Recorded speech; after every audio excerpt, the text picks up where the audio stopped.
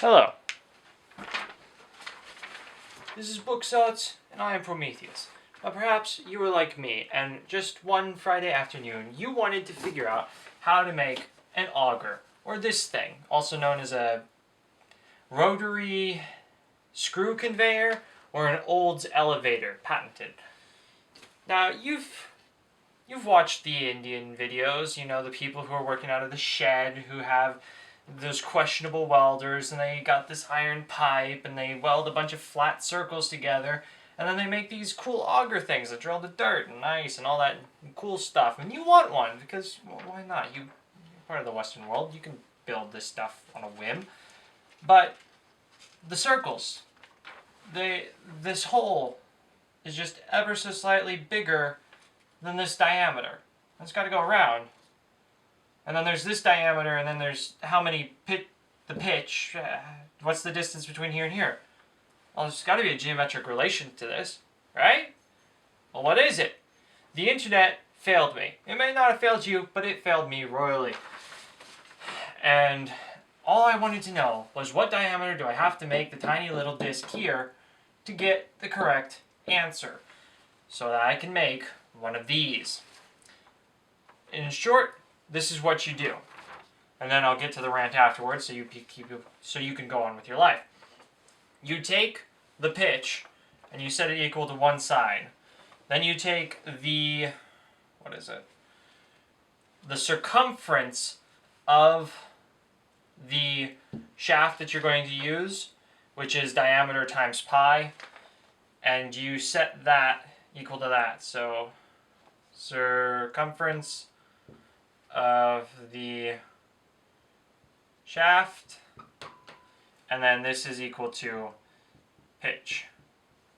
And then this hypotenuse right here is equal to the circumference of this right here. And so you take that circumference, you divide by pi, and then you divide by 2, and you get your radius, and then you can draw out your circle, and you can make one of these. Congratulations. You now know how to get something that roughly fits. I'm not entirely sure how well the outside diameter works.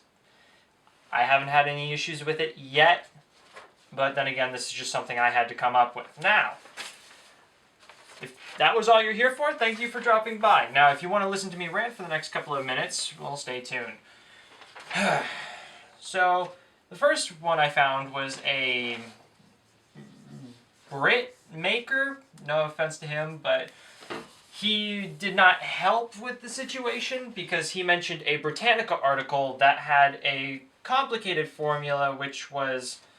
Actually, I needed that circle back. So this was set to tiny r, and then this was set to big R for indisputable reasons. Now, I could not find this Britannica article. I don't know if I already mentioned that. And then this was set to H, and it came out with this crazy formula of, I assume, because he didn't mention this, and he had it read out by a robot, 4 pi squared r bracket h squared plus 2 pi r squared bracket. So he mentioned this formula. Tried it, created something too big, wasn't dimensionally tolerant in the slightest. This made me angry. Then he also mentioned something about using a ratio formula, which was equal to the square root of the... Sorry, one second, let me just check my data here.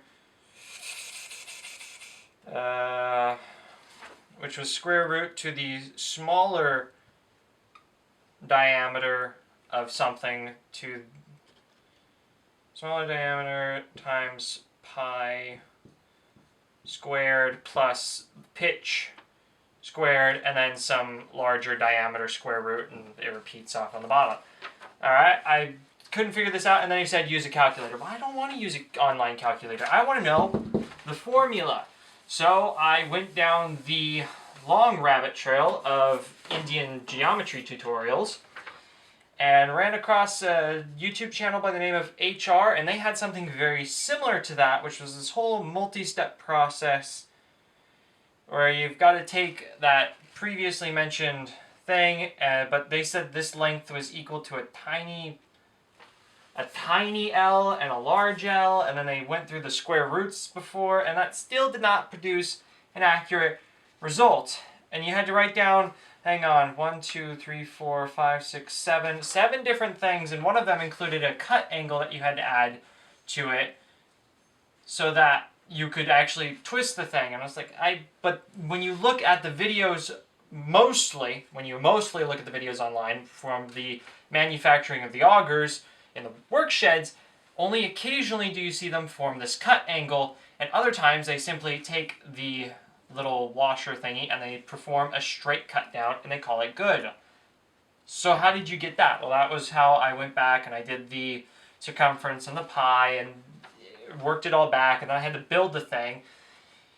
And then finally you came it out, and this is equal to pitch, and this is equal to the circumference of the shaft, and this is equal to your new circumference, which you can prove because if you wrap this around in a paper form, it will create a spiral, and if you create a circle, it will also follow that spiral, and it will begin and end.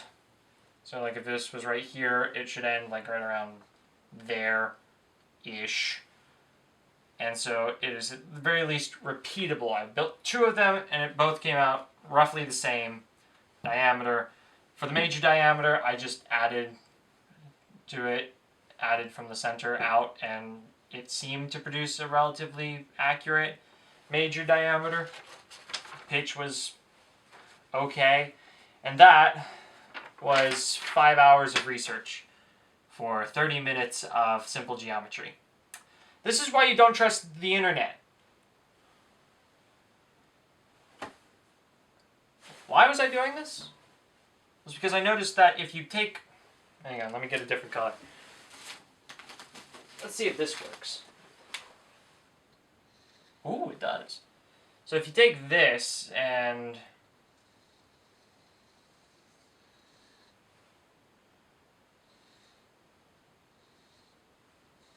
do that, and then you take something like that. Well, that right there, well, that kind of looks like a liquid oxygen impeller. Well, that's interesting. And this is what started the whole thing. I recognized that the augers being built in a shed looks very similar to a liquid oxygen impeller. And then I wanted to know this. Well, thank you for listening to the rant. I hope this was helpful to someone and saved you the hours of looking that I spent. And, yeah, this is why geometry is important, kids, so that you can answer these questions. Have a good day. I'm going to go take a nap.